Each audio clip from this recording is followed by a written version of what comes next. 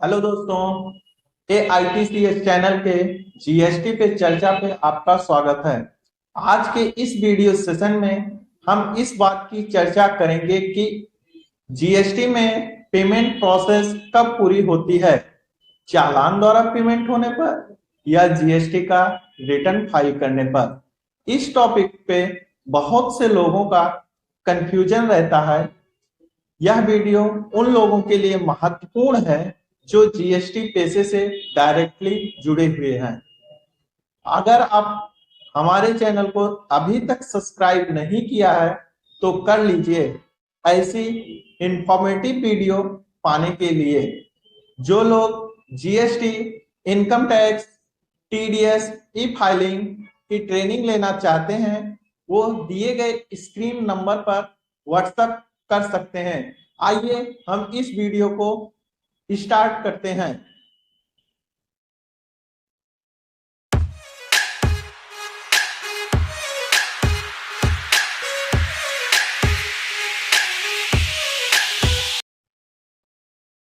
आज का यह वीडियो सेशन एक पार्टिकुलर ऑब्जेक्टिव के लिए बनाया गया है। इस सेशन में हम ये क्लैरिफाई करने की कोशिश करेंगे कि जीएसटी में पेमेंट की प्रोसेस कब पूरी होती है। बहुत से लोगों को ये कन्फ्यूजन रहता है कि जब हम चालान काट दिए, हमारे अकाउंट से पैसा चला गया, तो हमारी जीएसटी की पेमेंट पूरी हो गई।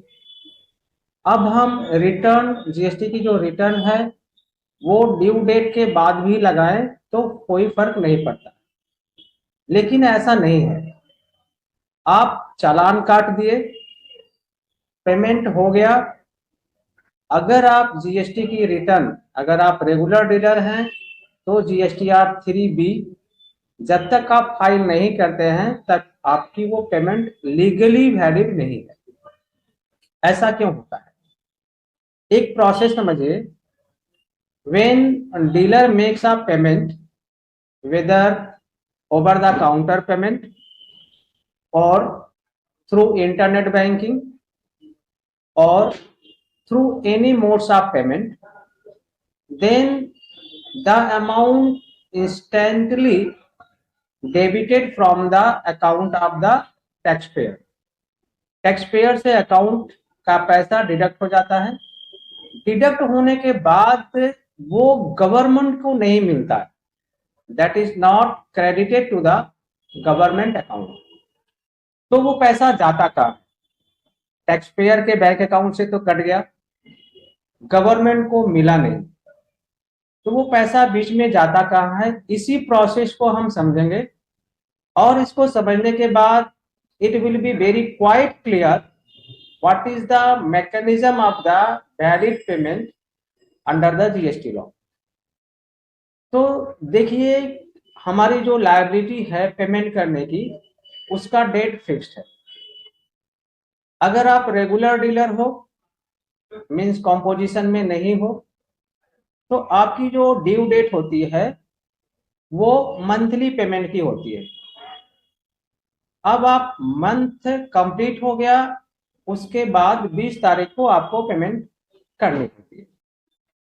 और यही डेट जो है वो रिटर्न फाइल की भी डेट है, जीएसटीआर 3B। तो फॉर एन एग्जाम्पल हम मान लेते हैं कि ड्यू डेट 20 तारीख को जीएसटी टैक्स पेयर ने चालान के द्वारा जीएसटी का पैसा जमा करा दिया, लेकिन GSTR 3B by whatever the reason fails to submit, GSTR 3B return file नहीं किया। तो जीएसटीआर 3B फाइल रिटर्न उसने 1 महीना बाद किया। तो इस केस में क्या हो सकता है? जब असेसमेंट होगा आपके रिटर्न का, चाहे वो 2 साल बाद हो, चाहे वो 3 साल बाद हो, तब असेसिंग ऑफिसर ये देखेगा कि आपकी पेमेंट की ड्यू डेट क्या थी और आपने अपना जीएसटी रिटर्न जीएसटीआर 3B कब फाइल किया। तो date of payment which was made on the due date but GSTR 3B return filed, sorry, not filed on the due date, it is the default of payment. वो आपकी payment valid नहीं होगी। आपकी payment valid कब होगी? जिस दिन को आपने GSTR 3B रिटर्न फाइल किया। इन द इंटरवेनिंग पीरियड, आपके चालान द्वारा पेमेंट करने की डेट से आपकी GSTR 3B रिटर्न फाइल करने की जो डेट है वो आपका डिफॉल्ट पीरियड हो जाएगा। मतलब 20 तारीख को आपकी रिटर्न देनी थी लेकिन नहीं दिए, आप रिटर्न डिफॉल्टर तो हो ही गए, साथ ही साथ आप टैक्स पेमेंट डिफॉल्टर भी हो गए। तो असेसमेंट के समय जिस दिन तक आपका पेमेंट ड्यू रहा as per law, tax payer के हिसाब से तो वो पेमेंट हो गई है, लेकिन लॉ के हिसाब से पेमेंट गवर्नमेंट को उस दिन मिली जब आपने जीएसटी का रिटर्न फाइल किया। रेगुलर के केस में GSTR 3B रिटर्न। तो यहाँ पे वन क्वेश्चन अराइजेस कि टैक्स पेयर ने पैसा तो जमा कर दिया चालान के द्वारा, टैक्स पेयर के अकाउंट से वो पैसा भी कट गया और गवर्नमेंट बोलता है कि वो हमको मिला नहीं पैसा। तो पैसा इतने दिन तक कहाँ था? पैसा इतने दिन तक एक लेजर होता है जिसको हम इलेक्ट्रॉनिक कैश लेजर कहते हैं, ई कैश लेजर, उसमें जमा होता है। तो जीएसटी लॉ में 3 तरह के लेजर होते हैं, ई क्रेडिट लेजर, ई कैश लेजर और ई लायबिलिटी लेजर।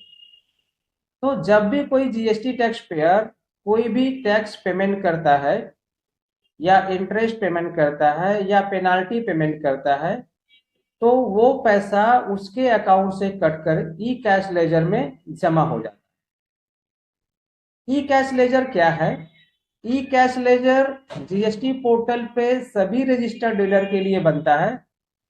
ये ऑटोमेटिक होता है, इसमें ह्यूमन इंटरवेंशन नहीं होता।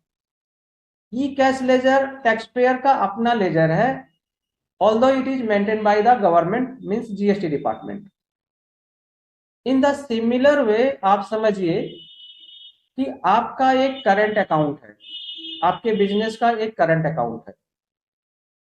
ये अकाउंट मेंटेन होता है बैंक के द्वारा, लेकिन ये आपका है। आप जब चाहे पैसा जमा कर सकते हैं, जब चाहे आप इसको पैसा विड्रॉ कर सकते हैं। तो जब हम आपकी करंट अकाउंट में या सेविंग अकाउंट में पैसा जमा करते हैं तो हमारे पास से कैश कम हो जाता है और वो बैंक में जमा हो जाता है। तो क्या इसका मतलब ये हुआ कि हमने पैसा बैंक को दे दिया? क्या वो बैंक का इनकम होता है? नहीं, वो बैंक का इनकम नहीं है, वो बैंक की लायबिलिटी है और आपका असेट्स है। Bank is maintaining our account on behalf of us. It is a liability to the bank and asset to the account holder. तो जैसे ही हम कैश डिपॉजिट करते हैं या चेक डिपॉजिट करते हैं, हमारा बैंक बैलेंस बढ़ जाता है, और जैसे ही हम किसी के फेवर में चेक काटते हैं या ऑनलाइन पेमेंट करते हैं, आरटीजीएस वगैरह करते हैं, तो वो पैसा वहां से कट के जिसको हम दिए हैं उसके अकाउंट में चला जाता है। सिमिलर वे ई कैश लेजर जो है वो टैक्स पेयर का अपना लेजर है। जैसे ही हम चालान के द्वारा पेमेंट करते हैं वो ई कैश लेजर में जाके जमा रहता है। जब तक हम जीएसटी की रिटर्न फाइल नहीं करेंगे तब तक वहां से पैसा डिडक्ट होके गवर्नमेंट के पास नहीं जाएगा। जैसे ही हम GSTR 3B रिटर्न फाइल कर दिए या भी और भी रिटर्न है जिससे द्वारा जीएसटी का पैसा ई कैश लेजर से कटता है, जैसे DRC 03 एक फॉर्म है, तो उसी तरह जैसे ही हम GSTR 3B रिटर्न फाइल किए पैसा कट के गवर्नमेंट के पास चला गया। तो गवर्नमेंट को टैक्स की पेमेंट कब मिलती है? जिस दिन जीएसटी रजिस्टर्ड पर्सन अपनी जीएसटी रिटर्न को फाइल करता है।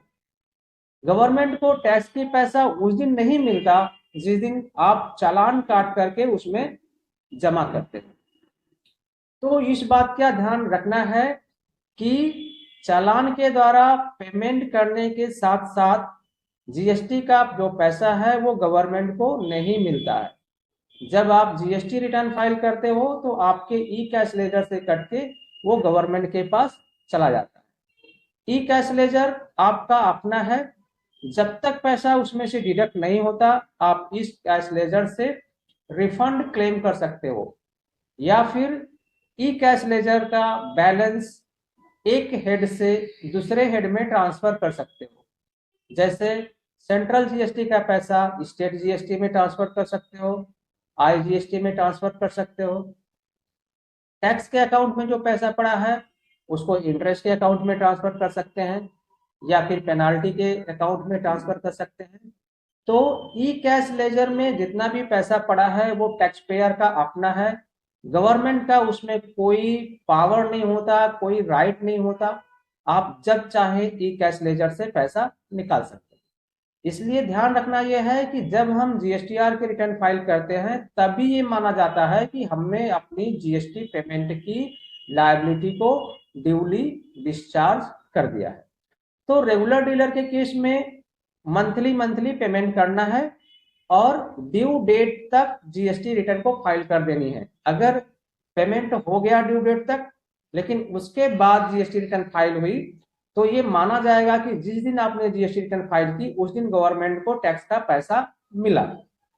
अगर जीएसटी 3B रिटर्न फाइल करने में देरी होती है तो जितने दिन देरी हुई है उतने दिन के लिए आपको इंटरेस्ट पेमेंट करना पड़ेगा। तो रेगुलर डीलर की बात है। रेगुलर डीलर में एक टाइप और है जिसको हम बोलते हैं QRMP scheme, quarterly return and monthly payment. ये एक प्रिविलेज दिया गया है स्मॉल टैक्स पेयर के लिए, जिसमें टैक्स पेयर को हर महीने जीएसटी रिटर्न भरना जरूरी नहीं होता। उनको 3 महीने बाद जीएसटी रिटर्न फाइल करने पड़ते हैं। तो अब ये क्वेश्चन अराइज होता है कि QRMP डीलर के केस में कि वो 3 महीने बाद जो जीएसटी रिटर्न भरता है तो गवर्नमेंट को जीएसटी का पैसा तो 3 महीने के बाद मिलेगा, तो मंथली गवर्नमेंट को पैसा कैसे मिलेगा? तो when this scheme was launched, साथ ही साथ जीएसटी के चालान में भी अमेंडमेंट किया गया था। क्या अमेंडमेंट किया था? अगर आप जीएसटी की चालान भरेंगे तो वहां आपको एक ऑप्शन मिलेगा QRMP पेमेंट और एक ऑप्शन मिलेगा एनी अदर पेमेंट। अगर आप QRMP टैक्स पेयर्स हो जीएसटी में और किसी भी क्वार्टर के पहले 2 महीने के लिए आप टैक्स जमा करना चाहते हो तो आपको चालान में QRMP को सेलेक्ट करना पड़ेगा। QRMP सेलेक्ट करने के साथ ही आपको 2 ऑप्शन और मिलेगा, एक सेल्फ असेसमेंट बेसिस और एक फॉर्मूला बेसिस। तो आपकी जो लायबिलिटी अगर आपने खुद निकाली है तो सेल्फ असेस बेसिस पे उसको क्लिक करके जमा करा दीजिए। तो इसमें क्या है कि अगर आप QRMP का चालान निकालते हैं और उसके थ्रू आप पैसा जमा करते हैं तो वो अमाउंट आपके ई कैश लेजर में तो चला जाएगा लेकिन वो फ्रीज हो जाएगा, आप उसको फिर रिफंड नहीं ले सकते, आप उसका कोई यूटिलाइजेशन नहीं कर सकते। कब तक नहीं कर सकते? जब तक आपकी GSTR 3B फाइल नहीं होती। तो कोई भी क्वार्टर के फर्स्ट मंथ में QRMP चालान भरना है, सेकेंड मंथ में QRMP चालान भरना है और थर्ड मंथ में आपको तो GSTR 3B भरनी ही पड़ती है QRMP की स्कीम में। तो इस तरह आपको वो जो चालान है QRMP that is treated as a valid payment. तो इन कंक्लूजन की हम बात करें तो कंक्लूजन ये है कि when you make payment through GST challan the amount gets credited in your e cash ledger and when you file your GST return that is GSTR 3B in case of regular dealer, then the amount is deducted from e-cash ledger. So the date of filing your GSTR 3B return is the date of payment of tax. If any taxpayer fails to file return on the due date, इसका मतलब ये हुआ कि उसने ठीक due date पर GST liability payment नहीं की है और उसको इंटरेस्ट देना पड़ सकता है। In case of QRMP dealers, हर क्वार्टर के each and every quarters first 2 month उसको चालान जनरेट करने में सावधानी बरतनी है। वहां क्यूआरएमपी का स्कीम सेलेक्ट करना है और डिपॉजिट करना है। इससे क्या है कि वो अमाउंट जो है फ्रीज हो जाता है, टैक्स पेयर उसको यूज नहीं कर सकता and it is treated as a valid discharge of liability. Hope that ये वीडियो आपको इंफॉर्मेटिव लगी होगी। आप समझ गए होंगे कि जीएसटी में लीगल पेमेंट कब माना जाता है। अगर आपको ऐसी वीडियो चाहिए तो आप हमें कमेंट जरूर करें। Thank you.